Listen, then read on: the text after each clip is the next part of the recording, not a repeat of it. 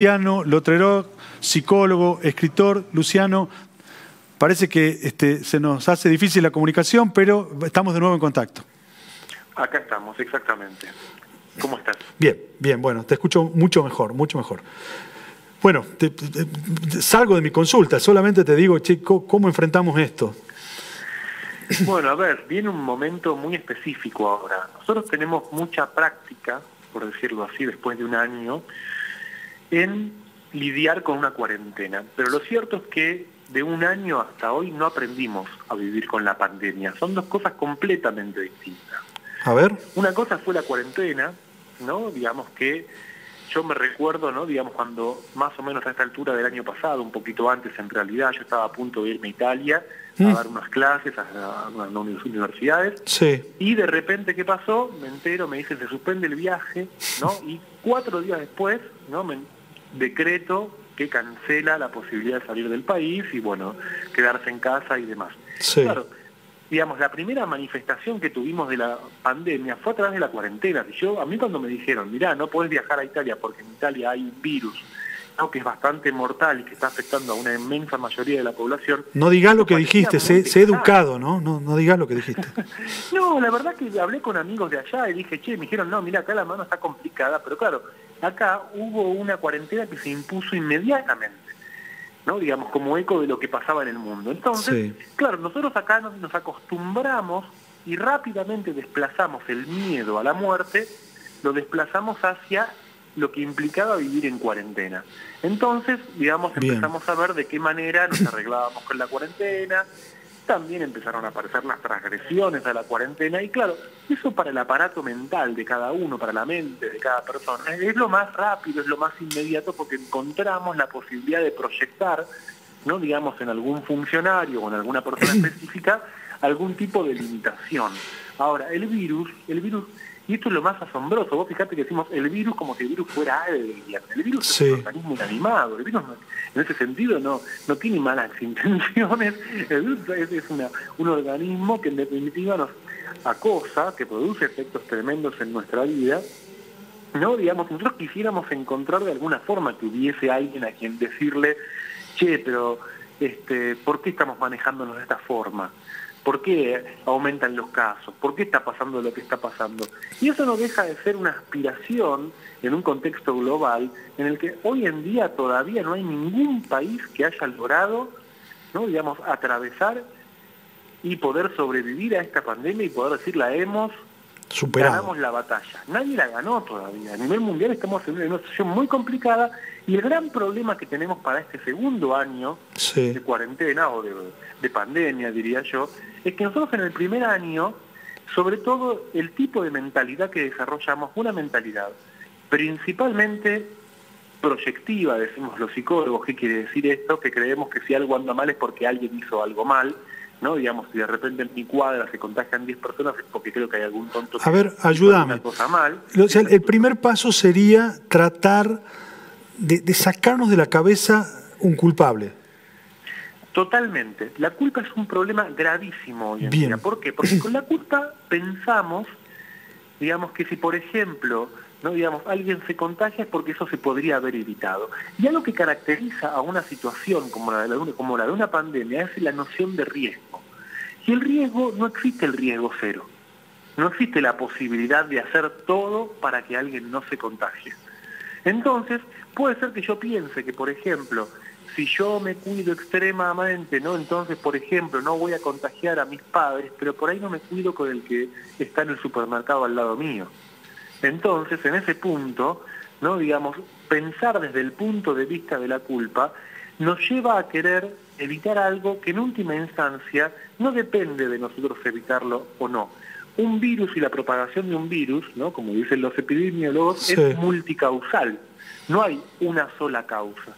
Y muchas veces, y creo que este es lo que caracteriza una situación de este tenor, es que muestra nuestra impotencia. Nosotros quisiéramos poder estar dominando esto, y aunque hagamos de todo para no contagiarnos, a veces no lo podemos evitar. Lo que sí podemos llegar a evitar es no asumir actitudes que sean, como se las llama a veces, actitudes reactivas, actitudes defensivas. Ya las cosas están bastante mal para que las agravemos, para que las hagamos peor. ¿Qué quiere decir hacer las cosas peor? ¿No? Me refiero, empezar a proyectar en otros la causa de los problemas. Claro. Primer punto. Segundo punto, asumir actitudes negacionistas, minimizar esta situación, creer que el virus, por ejemplo, no es tan importante. Nosotros creíamos eso en un primer momento, creíamos que era un virus que afectaba principalmente a una población adulta mayor. Totalmente. Y hoy en día hay un montón de gente joven que está internada y empiezan a engrosarse las listas de jóvenes fallecidos por el virus. En tercer lugar, no solamente las actitudes negacionistas, sino también lo que llamamos también defensas maníacas. ¿Esto qué quiere decir? ¿No? Desentenderse completamente del entorno y decir, bueno, yo me salvo solo en esta, la hago yo porque yo soy así, digamos, creer que uno por sí mismo puede resolver. Lo que tenemos que tratar de tener muy en claro en un contexto como este es que lo único que nos salva son las actitudes de cooperación. Luciano. Las actitudes comunitarias, sí. No, perdón la interrupción, porque está muy claro cómo lo vas planteando y cómo nos vas ayudando a verlo a esto. Pero vos me das una receta muy interesante. No tengas actitudes reactivas.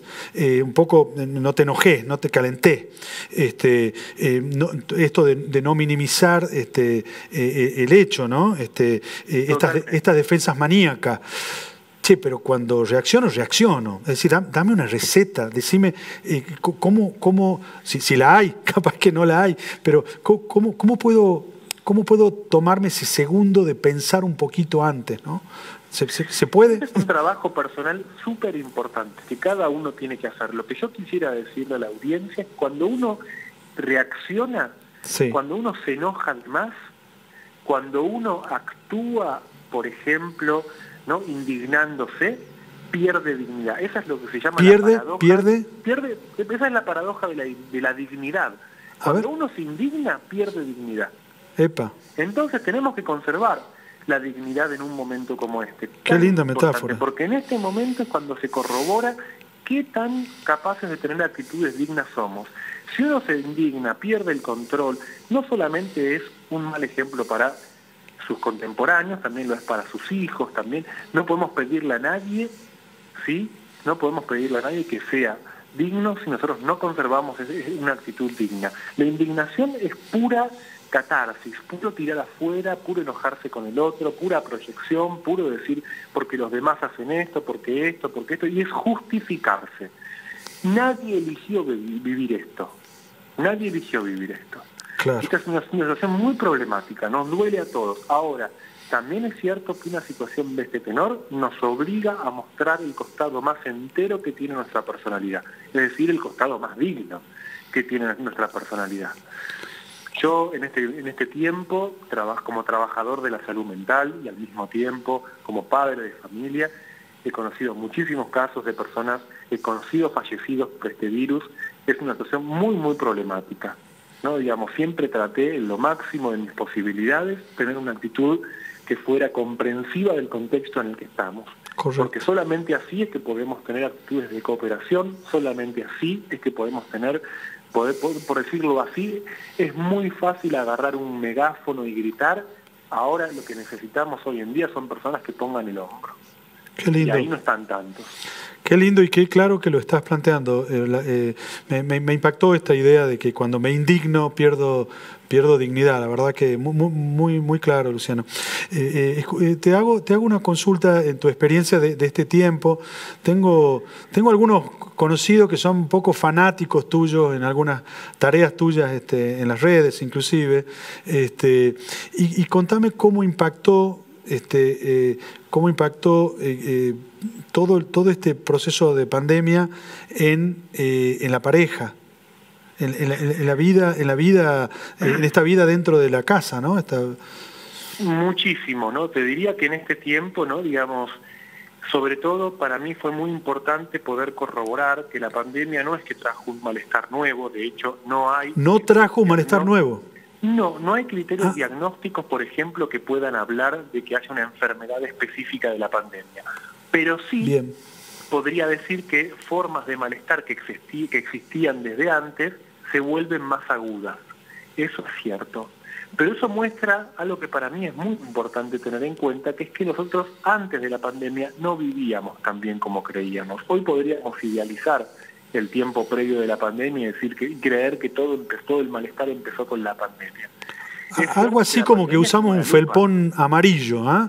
Subrayamos todo esto que nos estaba flaqueando y en la pandemia aparece el felpón y subraya, ¿no? Totalmente, se vuelve más grande, se vuelve más visible.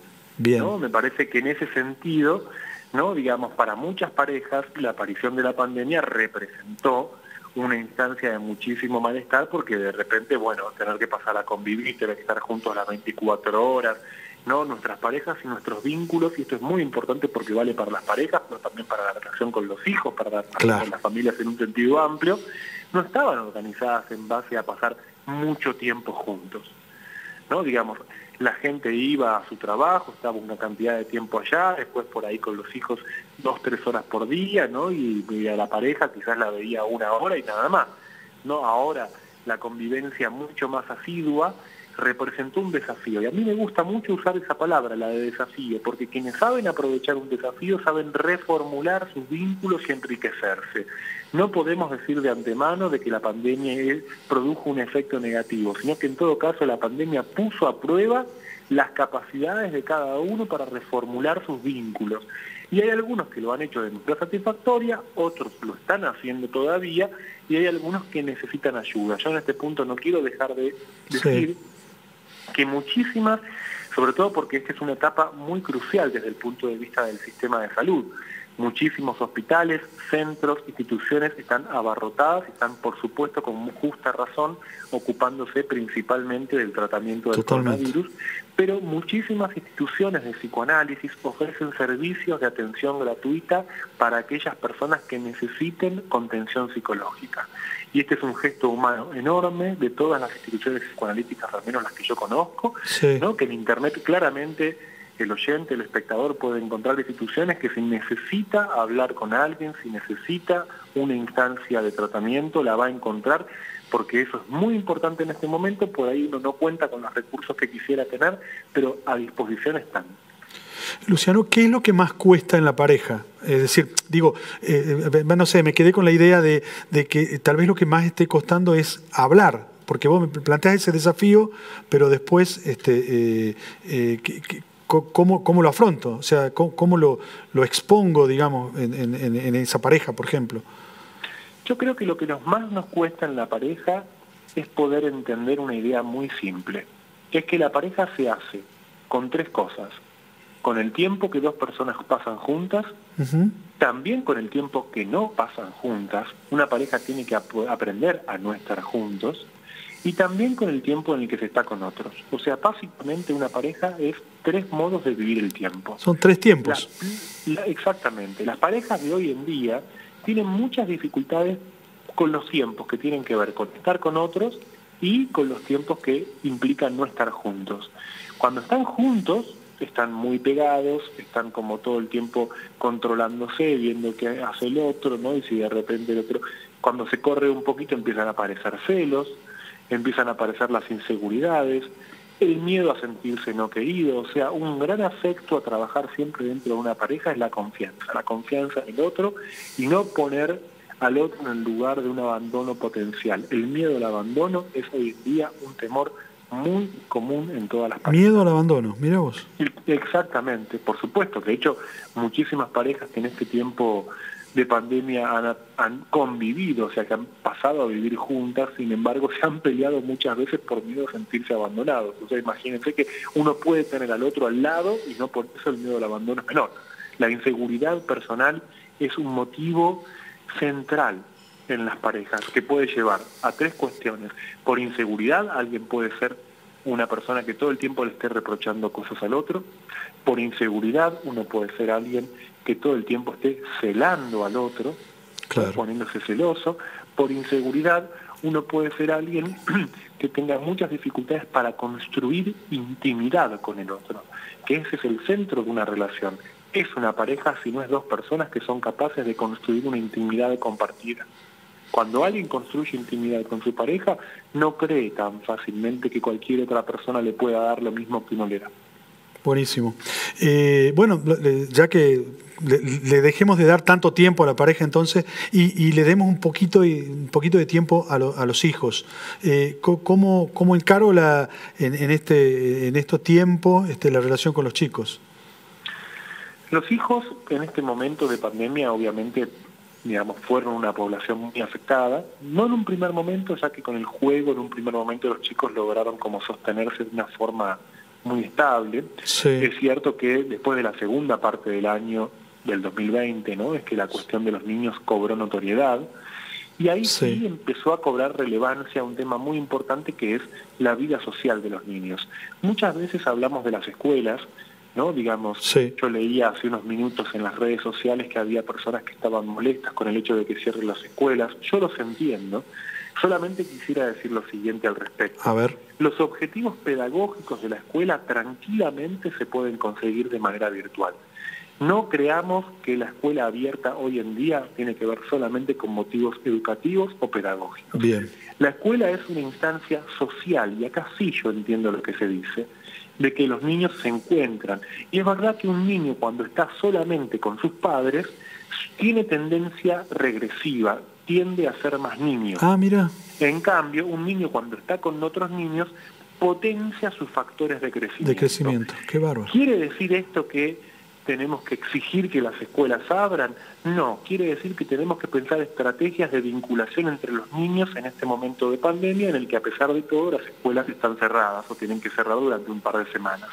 Es decir, tenemos que entender que el espacio natural para que un niño potencie sus factores de crecimiento junto a otros niños es la escuela, pero si en este contexto la escuela no puede estar abierta, tenemos que entender que eso lo podemos generar por otras vías, porque en este momento, por ejemplo, no está prohibido que un niño vaya a una plaza y juegue con otros niños y tenga un espacio de interacción y que podamos potenciar entonces por esta vía. O sea, hay que poder separar los factores sociales de los factores pedagógicos, también sobre todo para no hacer recaer tan fuertemente sobre la población docente la expectativa que nosotros depositamos en nuestros hijos.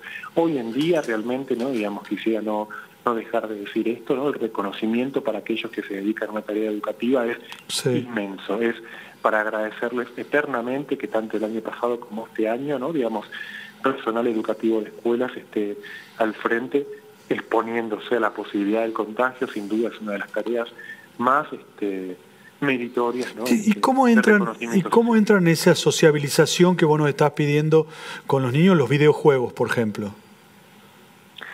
Los niños tienen una relación muy directa con las pantallas. Vos pensás que, por ejemplo, yo mi primera pantalla, en el sentido de un celular, lo tuve cuando tenía casi 27 años, por ejemplo. O sea, durante 27 años estuve casi fuera del mundo de las pantallas y apenas... ¿Jugabas al Tetris? Sí, pero poco, ¿no? Digamos, hoy en día el mundo se volvió un mundo de pantallas. Sí. Los niños tienen una conexión inmediata con las tecnologías. Correcto. ¿No? Son nativos tecnológicos, como se dice a veces. Quiere decir esto que nosotros tenemos que entender que ellos tienen una relación que es muy directa con las pantallas, que el mundo avanza hacia un mundo de pantallas, ¿no? Prácticamente nosotros hoy en día muchísimos trámites los hacemos a través de pantallas. El tema no son las pantallas en sí mismas. Yo les aseguro a todos, ¿no?, que un niño elige las pantallas si alguien antes se las ofrece. ¿No? Un niño no elige jugar con pantallas si alguien antes no permite que eso ocurra. Bien. Y les aseguro que en ese punto, ¿no?, muchas veces, si uno logra introducir un espacio de juego con un niño, si uno logra hacer que un niño se interese por otras cosas, las pantallas hasta pierden interés. Las pantallas son algo cotidiano, son la realidad del futuro, ¿no? Digamos, tampoco todos los juegos son iguales, ¿no? Digamos, uno no puede decir el niño se pasa el día entero con las pantallas porque las pantallas son muy diversas, ¿no? Uno podría decir hay juegos muy distintos, hay juegos que son muy interesantes, hay juegos que son más triviales, hay juegos que son más de repetición, más automáticos. Sí creo, ¿no?, que es muy importante en el cuidado cotidiano de los niños con las pantallas poder asistirlos de una manera tal donde la pantalla no sea la única opción. Porque el problema de la pantalla no es que la pantalla existe, el problema de la pantalla es cuando la pantalla es lo único que... Claro, es el abandono ante la pantalla en todo caso. Exactamente. Claro. No, yo pensaba en la pantalla en función de esta estrategia que vos nos invitás a encontrar para la sociabilización o para que el chico encuentre esa parte que pierde cuando pierde la presenciabilidad en la escuela, ¿no? Pero está muy claro cómo vos lo estás explicando. Luciano, te hago una pregunta, y creo que la respuesta es no, pero de todos modos me anticipo a eso, pero no hay un homo pandemicus. Es simplemente un homo un hombre que está tal vez impactado, pero nada más. O ha nacido otra... En ese sentido sí. Yo comparto la impresión general que tiene un importante sociólogo argentino, que es Daniel Feierstein, cuyo libro Pandemia se va a publicar, o mejor dicho, se va a presentar pasado mañana. Qué bueno. De presentarlo, bien. Junto con la epidemióloga Florencia Kahn. ¿Y qué dice? O sea, tanto un sociólogo, una epidemióloga y un psicoanalista, vamos a poder conversar los tres juntos respecto de este fenómeno, y creo que en términos generales, ¿no?, la conclusión a la que apunta el libro, y que yo suscribo, es que no se trata, ¿no?, de un fenómeno que va a producir una nueva tipo de personalidad, no se va a tratar de un fenómeno de la pandemia que sin duda es muy doloroso, por supuesto, sin duda reformula muchos de nuestros aspectos, pero va a quedar, digamos, del modo en que cada uno lo lleve, en lo que pueda obtener y lo que pueda extraer. Bien. Solamente, digamos, por ejemplo, desde el punto de vista de mi disciplina de referencia, que es la psicología, no ha habido diagnósticos específicos de pandemia, no es que encontramos un trastorno o síndrome específico.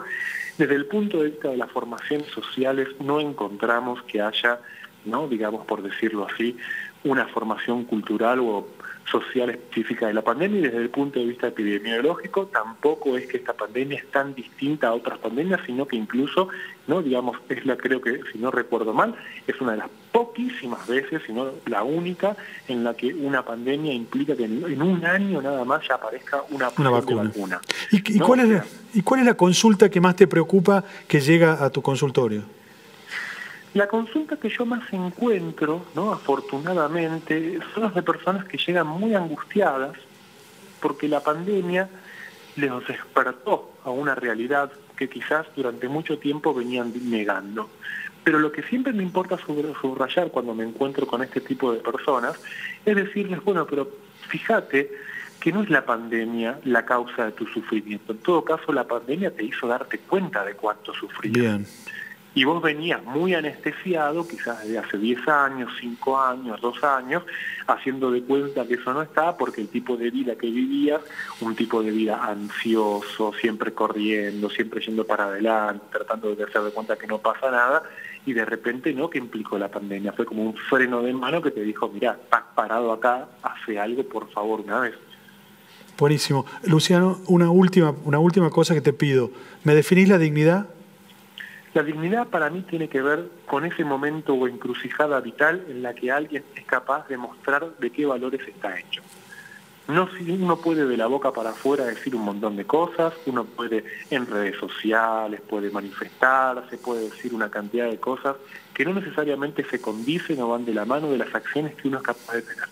En la dignidad uno muestra que está a la altura de ser un ser humano. ¿Por qué? Porque es compasivo, porque tiene empatía y porque además es capaz de ser algo por el otro en esa situación. Luciano, muchísimas gracias. Mil disculpas por tantas demoras y por tantos enredos. Por favor, a disposición de ustedes, siempre un placer conversar con ustedes. Igualmente. Muchísimas gracias y que tengas buenas noches. Un abrazo. Bueno, ustedes lo escucharon. Luciano Lutreroc, un psicólogo, un escritor que nos estaba ayudando a mirar un poco desde otra óptica esto que nos está pasando, este hartazgo del que a veces somos víctimas todos. Y me quedo con una cosa muy linda que nos dijo, antes de indignarme, antes de enojarme, pero antes de indignarme, sepamos que cuando me indigno pierdo la dignidad.